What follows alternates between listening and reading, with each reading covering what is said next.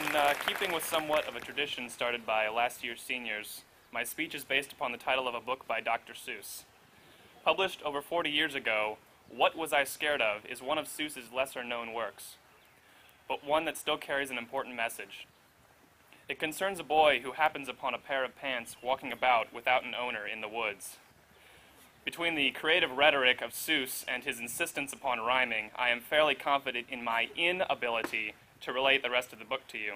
However, the story itself is somewhat irrelevant to the rest of my speech.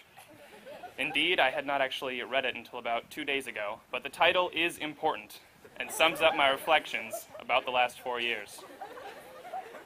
Looking back, I often wonder to myself, what was I scared of?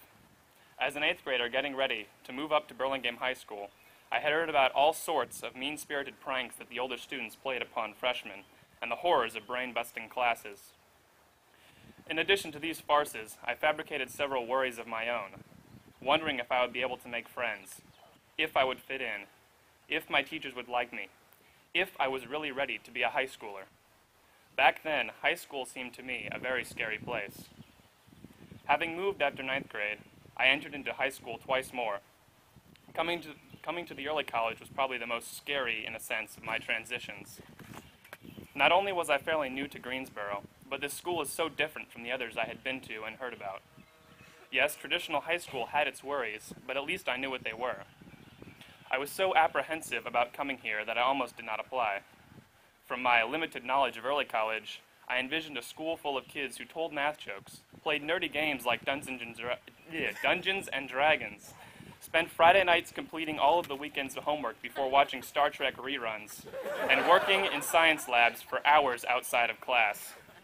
After enrolling as an 11th grader, I quickly realized that these assumptions were, for the most part, completely accurate.